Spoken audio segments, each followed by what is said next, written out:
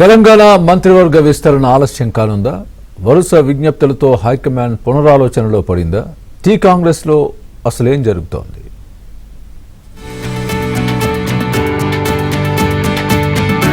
Telangana cabinet విస్తరణ ఉన్నట్టా లేనట్టా? మంత్రివర్గ విస్తరణపై ఉత్కంఠ కొనసాగుతూనే ఉంది. నలుగురికి అవకాశం ఇవ్వనున్నారని, విస్తరణకు ముహూర్తం ఖరారైందని జోరుగా ప్రచారం సాగింది. రాజగోపాల్ రెడ్డి, సుదర్శన్ రెడ్డి, గడ్డం వివేక్, శ్రీహరి ముదిరాజు పేర్లు ఖరారయ్యాయని కూడా పార్టీలో పెద్ద ఎత్తున ప్రచారం సాగింది. మరోవైపు ఆశావాహులందరూ ఢిల్లీ వెళ్లి హైకమాండ్ పెద్దలను కలిసి తమ వాదనలు వినిపించారు. మరికొందరు ఇక్కడే పార్టీ పెద్దలకు లేఖలు పెట్టుకున్నారు. ఉగాదిన గవర్నర్ ను సీఎం రేవంత్ కలిశారు. దీంతో కేబినెట్ విస్తరణపైనే గవర్నర్ తో సీఎం చర్చించినట్లు ఊహాగానాలు వచ్చాయి. అయితే విస్తరణకు హైకమాండ్ గ్రీన్ సిగ్నల్ ఇచ్చిందా ఇవ్వలేదా అన్నది చర్చనీయాంశంగా మారింది. మరోవైపు ఆశావాహులు మాత్రం తమ ప్రయత్నాలు కొనసాగిస్తూనే ఉన్నారు. మాదిగ సామాజిక వర్గానికి ప్రాధాన్యం ఇవ్వాలంటూ ఎమ్మెల్యే అడ్లూరి లక్ష్మణ్ ఢిల్లీలో పార్టీ పెద్దలను కలిసి కోరారు.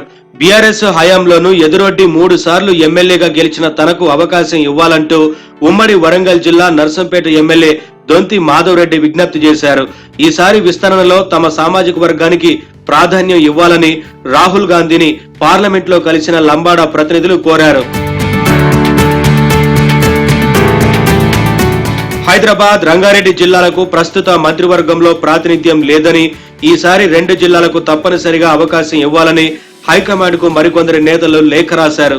తెలంగాణ జనాభాలో 42% మంది హైదరాబాద్, రంగారెడ్డి జిల్లాలోనే ఉన్నారని, గత ప్రభుత్వంలో ఈ 2 జిల్లాలకు చెందిన 6గురికి మంత్రివర్గంలో చోటు దక్కిందని, ఈసారి ఒక్కరికి కూడా లేకపోవడం పార్టీలోనే కాక తెలంగాణ రాజకీయాల్లో ప్రజల్లో చర్చనీయాంశంగా మారిందని, ఈ 2 జిల్లాలకు చెందిన 5గురు ఎమ్మెల్యేలు పార్టీ నేతలు సంతకాలు చేసి హైకమాండ్ కు లేఖలు పంపారు.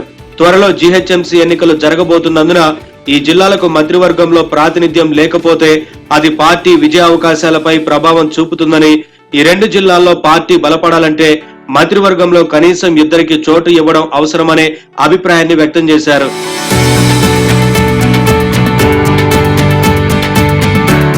రేపో మాపో మంత్రివర్గ విస్తరణ జరగబోతోందని, 4గురు ప్రమాణ స్వీకారం చేసే అవకాశం ఉందని ఇప్పటికే గవర్నర్ కు ముఖ్యమంత్రి రేవంత్ రెడ్డి కొన్ని తేదీలను కూడా సూచించినట్లు పార్టీ వర్గాల్లో ప్రచారం జరుగుతోంది.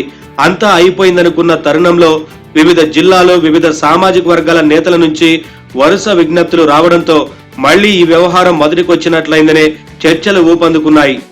ఇలాంటి పరిస్థితుల్లో కొన్ని రోజులుగా వివిధ జిల్లాలు, సామాజిక వర్గాల నేతల నుంచి వస్తున్న ప్రతిపాదనలు, విజ్ఞప్తులతో మంత్రివర్గ విస్తరణ ఎప్పుడు ఉంటుంది, ఎలా ఉంటుంది అనేది ఆసక్తిగా మారింది.